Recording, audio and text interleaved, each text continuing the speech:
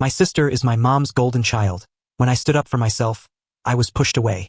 Then my perfect sister ran off with mom's money, leaving her heartbroken. I, 23F, lived with my mom, Catherine, 52F, and my older sister, Sandra, 26F, in our family home. It had been this way ever since my dad passed away 5 years ago. Sandra was always mom's favorite. This wasn't just in my head. It was obvious to anyone who spent more than 5 minutes with our family. Growing up, Sandra got the newest clothes, the latest gadgets, and the most attention.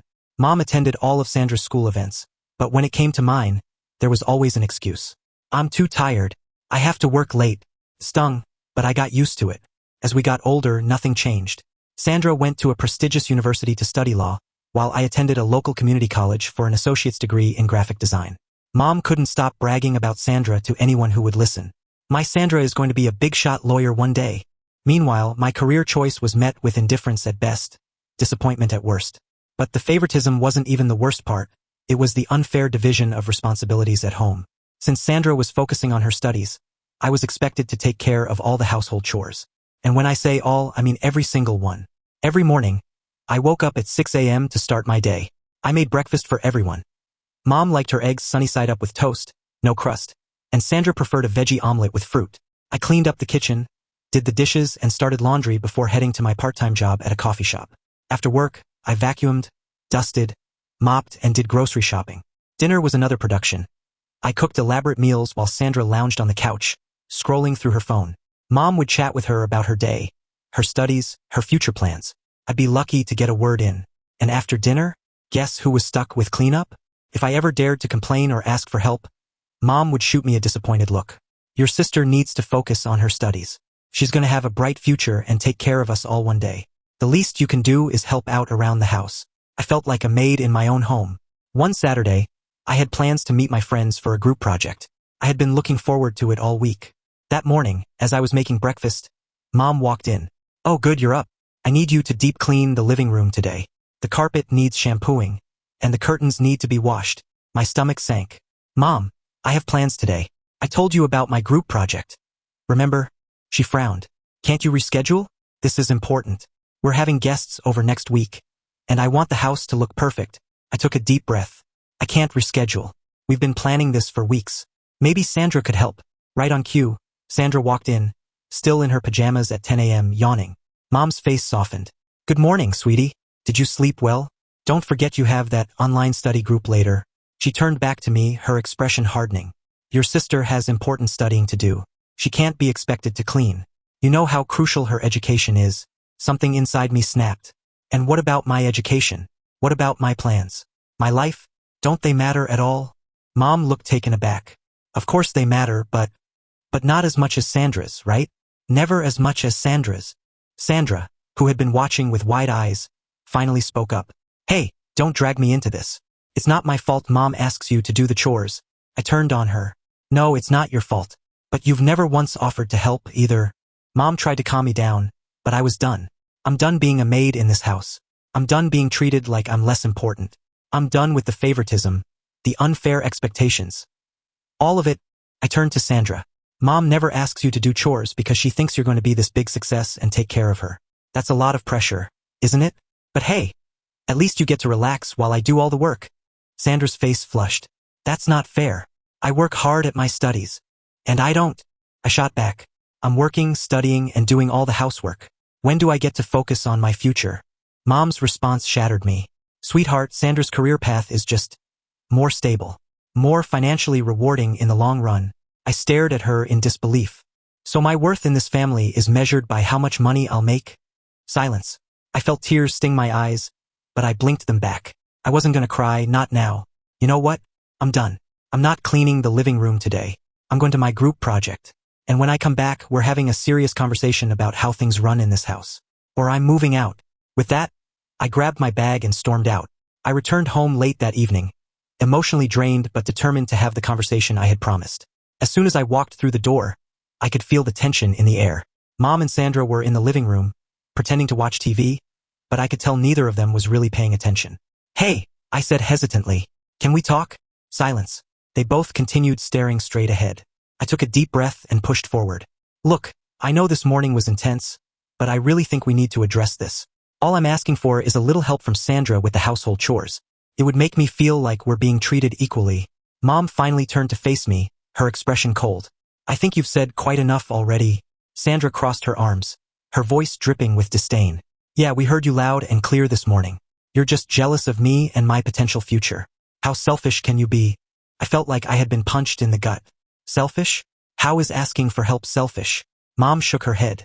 You're disrupting the peace in this house. Sandra needs to focus on her studies. You're just jealous because you know your little hobby won't amount to much. I froze. Hobby? I repeated, incredulous.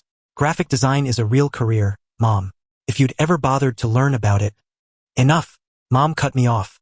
I won't have you disrespecting us like this in our own home. Our own home. Right? I said softly. Well, I guess it's not my home anymore. Without another word, I turned and went to my room. I grabbed a backpack, threw in some clothes, my laptop, and a few essentials. Then I walked back out. Mom and Sandra stayed in the living room, still ignoring me. I'll be at Emily's, I said, referring to my best friend. I'll come back for the rest of my stuff later. As I closed the door behind me, I felt a mixture of sadness and relief. I knew this wasn't a permanent solution, but for now I needed space, to think, to breathe, to finally put myself first. At least at Emily's, I wouldn't be treated like a maid or made to feel worthless. I didn't know what the future held, but I knew one thing. I deserved better than this. And for the first time in my life, I was going to start believing it. It's been about 3 months since I moved out, and I can honestly say it's been a revelation. Emily and I split rent and chores equally, and the difference in my daily life is huge. I have time to focus on my graphic design career. I've completed several freelance projects and built up my portfolio. I landed an internship at a local marketing firm. It's amazing what you can achieve when you're not exhausted from being everyone else's servant. But life has a way of throwing curveballs, doesn't it? Last week, I ran into our neighbor, Mrs. William, at the grocery store. She asked how I was doing, then gave me a concerned look. And how is your mother holding up? Apparently, Mom had been struggling with yard work and household chores lately. I offered to help, Mrs. Williams said, but she insisted she was fine. I thought maybe Sandra was helping her out. I felt a pang of guilt, quickly followed by frustration. Of course, Sandra wasn't helping. Why would she start now? But that wasn't even the biggest shock. Mrs. William leaned in, lowering her voice. And how is Sandra doing with her studies? I hope that situation with Professor Andrews hasn't affected her too much. I frowned. What situation? Her eyes widened. Oh dear, I thought you knew. Sandra's been seen around town with Professor Andrews a lot. There's been talk. I must have looked completely dumbfounded because she quickly changed the subject. I barely heard the rest of the conversation. Sandra, my perfect sister, who was supposed to be so focused on her bright future, was fooling around with a professor? And apparently it was serious enough that the neighbors were gossiping about it? Part of me felt a twisted sense of satisfaction. The golden child wasn't so golden after all. But mostly I just felt sad. Sad for Mom, who was now struggling alone. Sad for Sandra, who was risking her entire future for a fling. Sad for our family, which seemed to be falling apart now that I wasn't there to hold it together. I didn't know what to do with this information. Part of me wanted to reach out to try and mend fences. But another part remembered the hurt, the years of being treated as less than, and wondered if it was even worth it. For now, I was focusing on my own growth, my own healing. Maybe someday, Mom and Sandra would realize what they had lost. Maybe they wouldn't. Either way, I wasn't going back to being their doormat. It was a quiet Sunday evening. I was working on a freelance project when my phone rang. It was Mom. I hesitated before answering. We hadn't spoken much since I left. When I picked up, I was met with the sound of her sobbing uncontrollably. Mom? What's wrong? I asked, my heart racing. Through her tears, she managed to choke out. Sandra, she's gone. She ran away with some boy from her university. And she took most of my savings. I felt like I had been drenched in cold water. Sandra, Mom's perfect golden child, had stolen her money and disappeared? Despite everything, Sandra was still my sister. And hearing that she had done something so reckless and cruel was shocking. I'm coming over, I said, already grabbing my keys. When I arrived at the house, I barely recognized it. It was a mess, nothing like the immaculate home Mom used to keep. And Mom, she looked like she had aged years in just a few months. As soon as she saw me, she broke down again. I held her as she cried, feeling a mix of emotions I couldn't quite sort out. When she calmed down, she looked at me with red-rimmed eyes. I've been such a fool, she whispered. These past few months have opened my eyes. I was so wrong about so many things. About Sandra. About you. She took my hands in hers. You were always the responsible one, the one I could count on. And instead of appreciating you, I took you for granted. I'm so sorry, sweetheart. Tears welled up in my own eyes. This was the acknowledgement I had always wanted but never thought I'd get. I know I don't deserve it, Mom continued, but I need you. Would you consider coming back home? I promise things will be different. Part of me wanted to refuse, but looking at her, vulnerable, remorseful, I knew I couldn't just turn my back on her.